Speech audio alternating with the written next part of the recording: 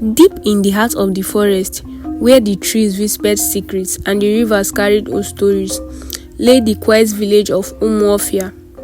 Life there was simple. The people there farmed, hunted, and traded. They lived in peace, trusting the gods to protect them from harm. And in the center of the village was Mamose, the beloved cook.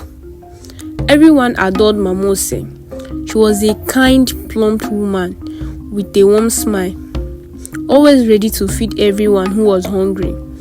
Her pepper soup was the best in all the land, rich, spicy, and so delicious that people would travel from other villages just to have a taste. Some claimed it has healing powers, others swore it made them stronger. No one ever left her home unsatisfied. No one ever asked where she got her meat. For years, Mamose's pepper soup remained a village treasure, and life in Umuofia went on as usual. But then people started disappearing. At first, it was travelers, strangers passing through the village who never made it to their next stop. Then it was Ajoke, the young village girl who sold palm wine by the roadside.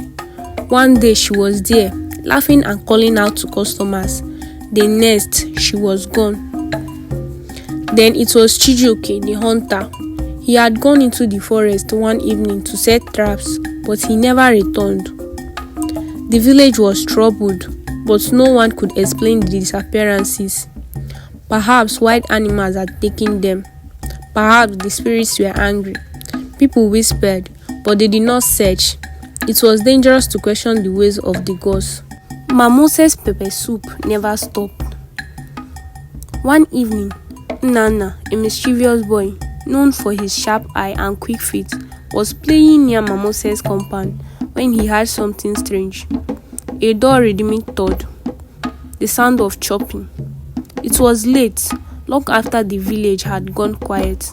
But inside Mamose's kitchen, the fire still burned, casting flickering shadows. The wall.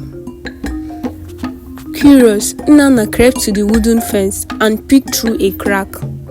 Mamose stood over a massive cooking pot, staring with slow, deliberate movements. Steam curled from the bubbling broth, thick with spices. But it wasn't the soup that made Nana's stomach turn. It was the tin on her chopping board. At first, it looked like a piece of meat, but then he saw the fingers. A hand. A human hand. Nana's breath caught in his throat. He followed her movements, his eyes darting across the room. That was when he saw it, a skinned body hanging from the ceiling like a butchered goat. Its head was missing, its chest cut open.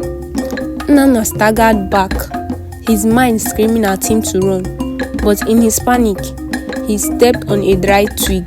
The sound echoed in the still night. Mamose froze. Slowly, she turned toward the fence, her eyes dark. She searched the shadows. Nana, is that you? Her voice was sweet, calm, but there was something else beneath it. Something cold. Nana ran. He tore through the village, his legs shaking beneath him. He didn't stop until he reached the elder's hut, gasping for breath. Mamose, she's cooking people, he choked out. At first, they laughed. Mamose, kind gentle Mamose, impossible. But Nana wouldn't stop screaming.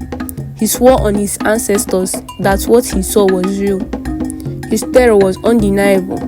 The village chief, troubled by the boy's panic, decided to gather the men. We will search her house, he said, just to put the boy's fears to rest. A crowd followed, torches lighting the way.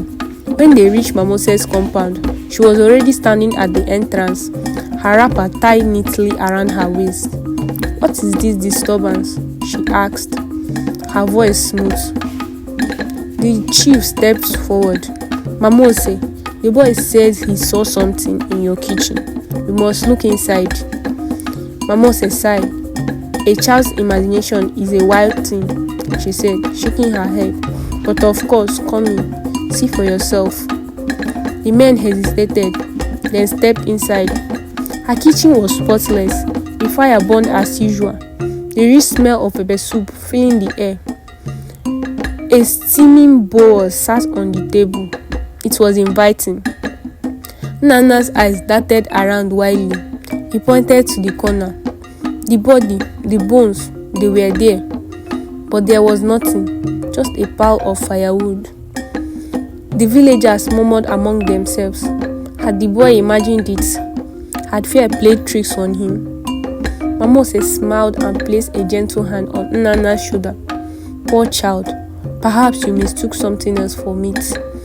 I sometimes prepare bush meat before cooking. The villagers nodded. Yes, that made sense. Bush meat. One by one, they began to leave. Only Nnanna remained, his skin cold with fear.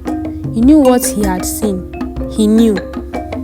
Mama Ose's grip tightened just slightly as she leaned close and whispered, "Curious children often go missing, you know." Nnanna tore away from her grasp and ran. Days passed, then weeks. Life returned to normal. The disappearances were forgotten. Then one evening, an old man went to the river to fetch water. His foot slipped on the muddy bank, and he fell, his hands landing on something hard, a skull.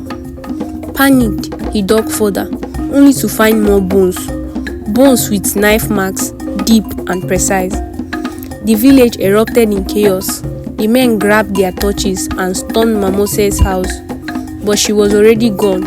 Her kitchen was cold, her pots empty. The only thing she left behind was one bowl of pepper soup, still warm, waiting. No one dared to taste it. Mama Ose was never found. Some say she fled into the forest, where she still waits, watching. Others say the gods took her, punishing her for her crimes. But one thing remains. Her house still stands, abandoned and silent. And on certain nights, when the wind is just right, people say you can still smell it, the rich spicy scent of her famous pepper soup.